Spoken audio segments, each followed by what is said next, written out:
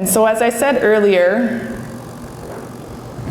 this event is sort of the start of a number of things that we'll be doing. Obi and I will be doing webinars which will look at more detail on some of the points I'll be raising. I only have half an hour to speak and I'm already behind, so it might seem like I'm glazing over some things, but if you're interested in learning more about some of the points I'm raising today, then we'll keep you informed of upcoming webinars where you can learn more about the points that we're making today. So in my presentation, I want to talk to you obviously about the importance of production records, the importance of analyzing your production records. I'm also going to then move into production records I feel you should be keeping, and then simple formulas that you can do to analyze your production records, followed by some tools and apps that you can purchase to help analyze your production records. So production records are important. So here's a statement, do you agree or disagree? I'm just going to read it over, quickly glaze over it.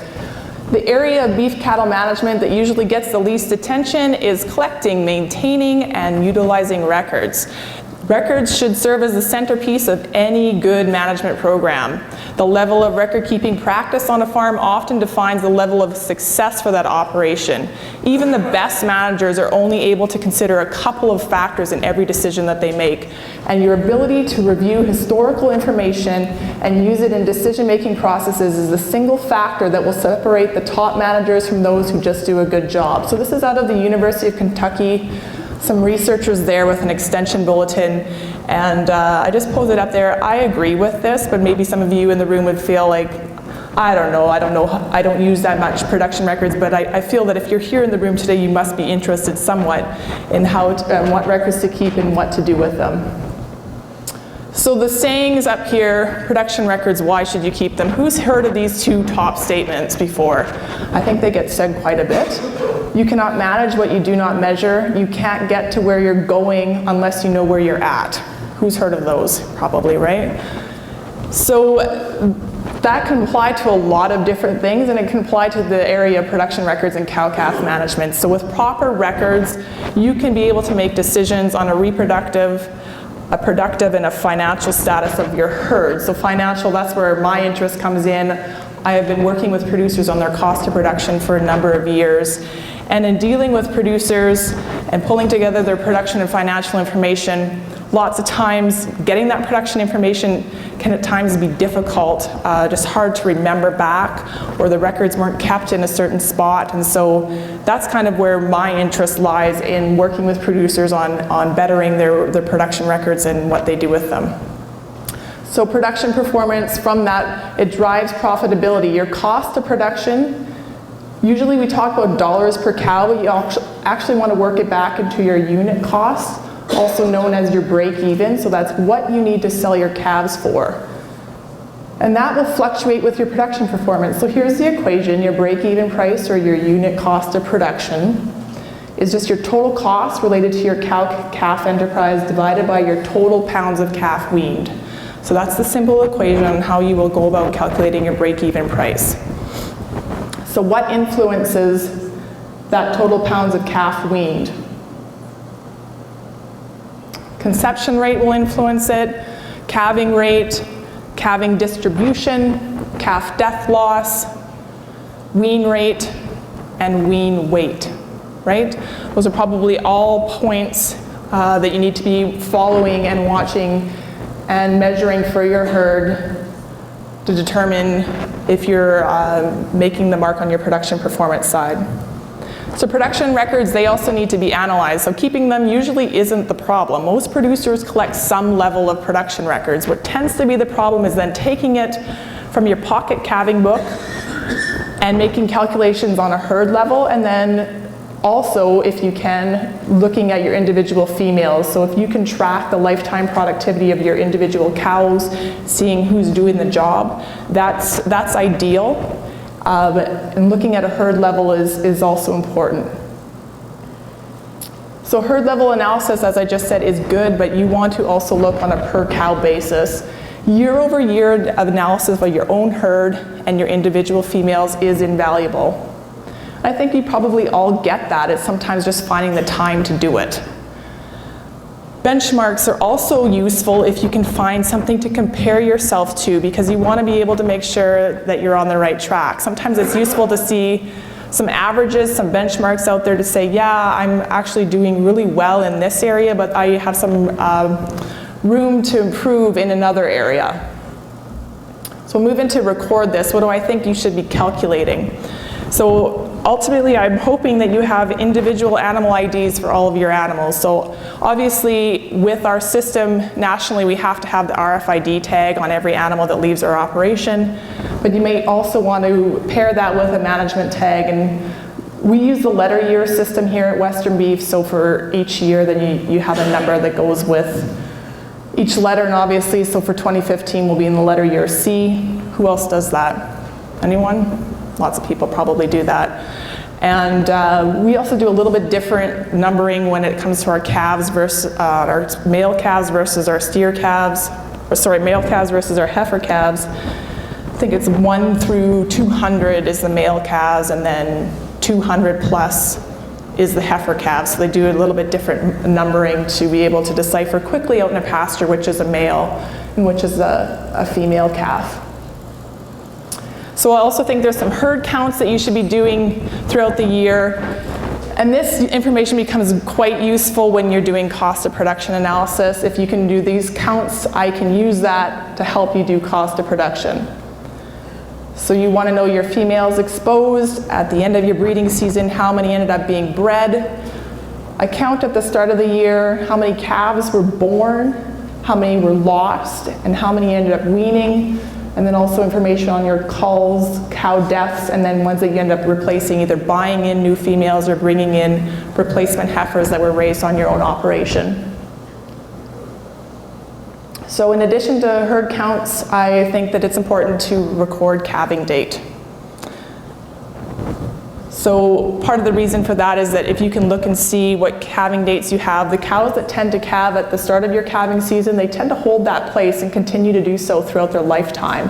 And those will end up being overall the most productive and fertile cows in your herd.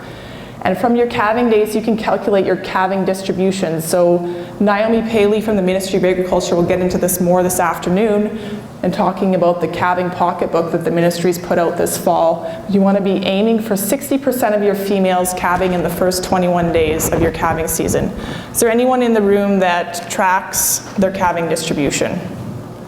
A few of you. So you'd be interested in probably joining that 21-day calving challenge. So Naomi will be speaking about that this afternoon. Body condition scoring. Anyone do that? So a few of you in the room. We do it here at Western Beef, and we'll be doing body condition scoring at weaning and calving. And you want to be aiming for your females to be between 2.5 to 3 on a scale of 1 to 5, where 1 is thin and 5 is fat. If you can, one place that lots of times things fall off for producers is capturing weights on their animals. It's ideal to have it. A lot of information and decisions you make depend on weight, and I'm sure that Jason Williams with Tru-Test will get into this in his talk. So you want to be weighing your cows at weaning and your calf at birth and at weaning. Some other information that I think is important to capture if you can. Reason that you're culling your females, fertility records, death loss, health records, and just where do you put all this then? I'll get into that in a couple minutes of record-keeping programs that are available to you. And ideally for each calf, if you can, track the dam ID, birth date, sex, birth weight, and ID, calving ease, and wean weight. And lucky for you, if you use a pocket calving book, all the fields except weights are in most fields of calving books, including the Ministry of Agriculture's. Birth weight, who here in the room captures birth weight? Anyone willing to put their hand up? A few of you do. We do at Western Beef. We also capture weaning weight, and we also, because we're a research operation, capture weight on research trials in a number of different times throughout the year. So moving into calculate that, so if you're capturing your production records, remember I told you that these will influence total pounds of calf weaned, which is the denominator on your break-even price for determining what you need to sell your calves for. What numbers are needed to calculate these production indicators? You need to have number of females exposed, number of females that were pregnant and or open, your calving dates, your number of calves born, number of calves that died, number of calves weaned, and obviously a scale if you want to capture any weights. Who here in the room has a weigh scale at home? It's an investment that, lots of people might not find not sure if you should make the investment. We'll be showing how quick it can be to weigh cows here with Jason's presentation. So production indicators. From this slide, we can go to the numbers, the equations. These are simple equations that if you're collecting counts throughout the year and some information about your breeding herd, you can calculate these production indicators, and I hope that you are.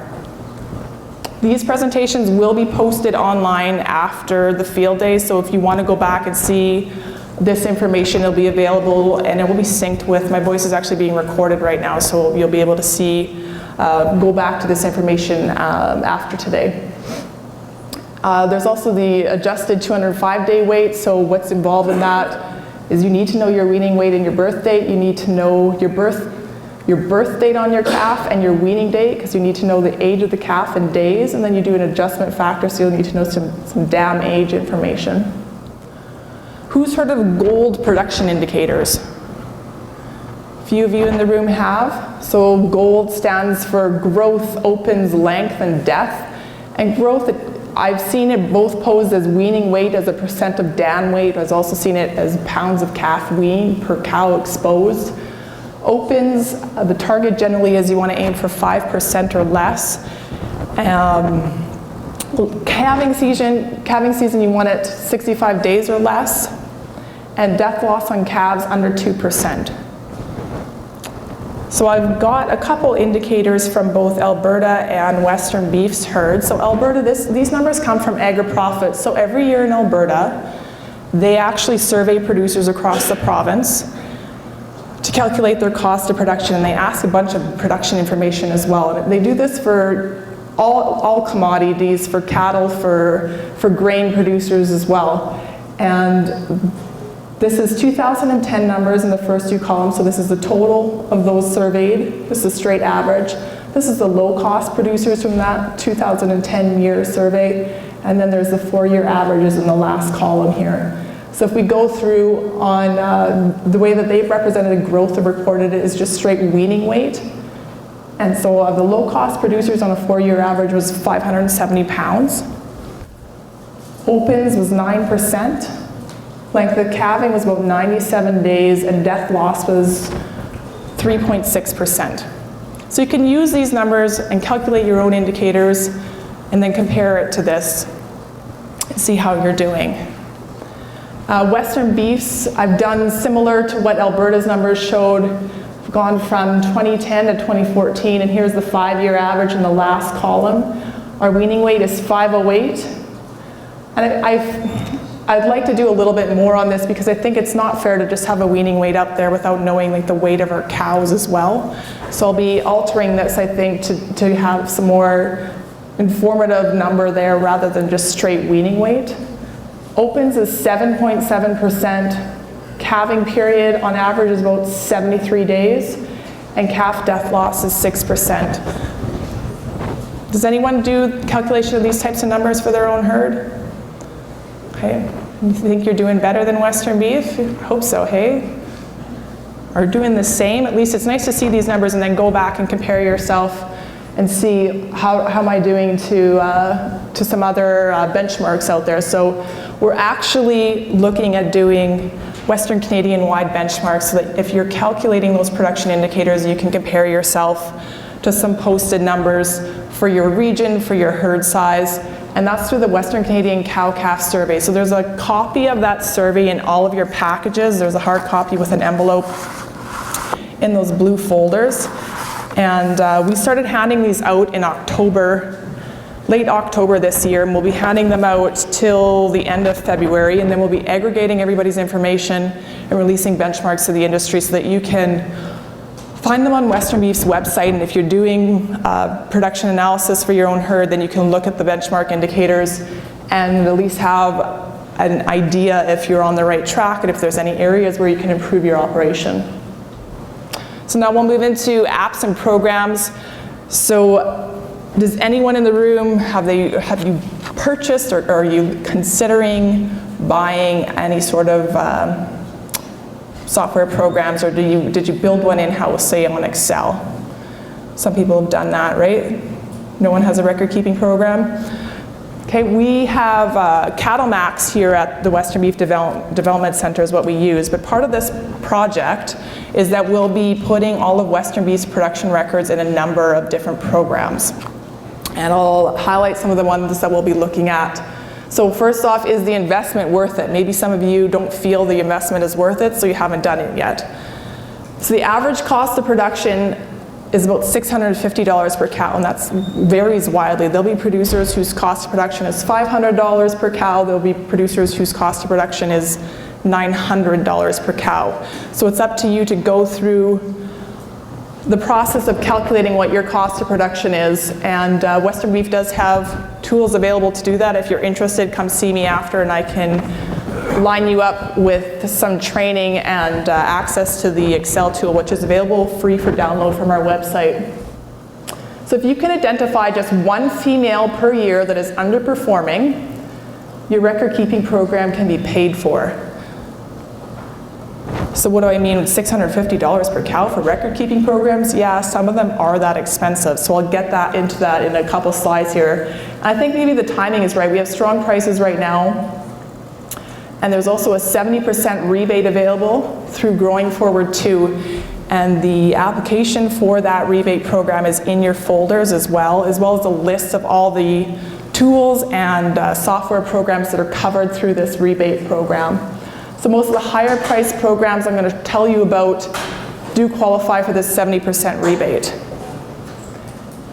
And then lastly, in this era of considering expansion and growing your herd, one way rather than just simply adding more cows is to get better rather than getting bigger. So if you can improve your production performance and just simply wean more pounds of calf with the same amount of cows, you'll be better prepared for the next downturn in the price cycle. And I know that sounds very doom and gloom to be saying that at these record high price times, but we know that it happens. We know that we have cyclical prices, and that eventually that will end up happening as we'll have decreases in prices. So anything you can do to better prepare yourself for that time is a bonus. So some record keeping tools to think about. There's the Sask Ministry of Agriculture's calving record book, and there'll be copies here for you today to take home. It's free. You can then progress into things like the iCalv app. It's about $10 on iTunes. Who's heard of it? Anyone downloaded it? A few of you. I have an iPad here with it installed, so if anyone's interested in looking at it, I can let you play around with the app and see what it does. You obviously need to own an iPhone or an iPad to make use of an app like that. Cow chips and chaps. Cow chips is out of Alberta, chaps is from the US. They're about $50 a license. Calf book, developed by a vet clinic in Alberta, runs about $250 a year. BioTrack, it has a base fee of $350 per year plus $1 per cow per year. So for a herd of Western beefs at about just under 400 cows, 360, we're paying about, it would cost us $800 a year. So we'll be testing this record-keeping program, importing all of our own production records in it. As I said earlier, we use Cattle Max. We're paying about $60 a month. You'll see a range here, 5 to 60. It depends if you're using the unregistered or the purebred version of it, and how many cows that you have to put in this system. So it can be as low as $5 a month, as high as $60 a month. And Herd Tracks is a base fee with a consultation and customization of the program. You're paying about $3,000. And then you're paying somewhere in the range of $1 to $20 per cow per year for advisory services. And I'll get to that in a couple slides, what that means. So just a little bit more information.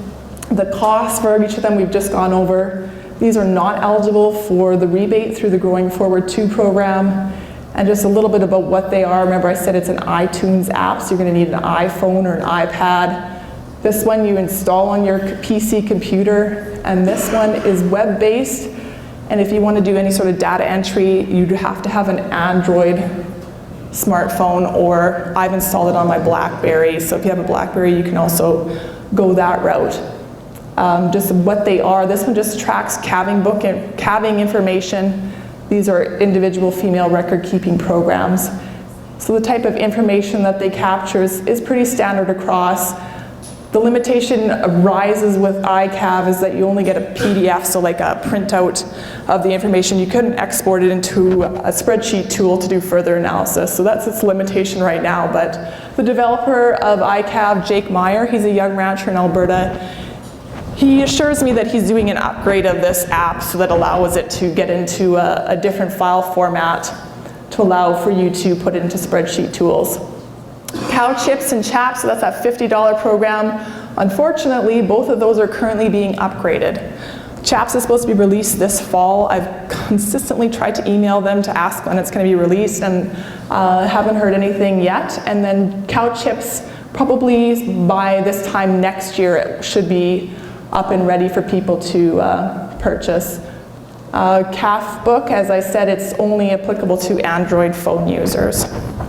And then these three programs, BioTrack, CattleMax, and HerdTrax, they're all web-based, so you don't have to have a certain brand of smartphone. You can access all of them through just a smartphone with a browser with Wi-Fi access. And it does individual female record keeping, and then this one has that advisory service. So what that means is you actually have to usually get your license through a vet. And you'll work with that vet on information on treatment protocols within the record keeping system. The vet can also review and verify information that you've put into the system. You can link with, if you do retained ownership in a feedlot, you can give special access to the feedlot, and they can put information in on your animal treatment information and weigh date information.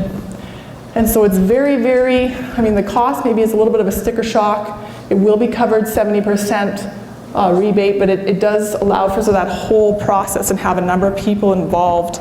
It's sort of like the Cadillac version of record keeping, and make sure that you're doing proper analysis, because there's always someone there to help you and look at everything that you're doing. Who's heard of any of these ones up here? A few in the room? You've heard of them. Who's heard of HerdTrax before? So that's Troy Drake's company out of Alberta.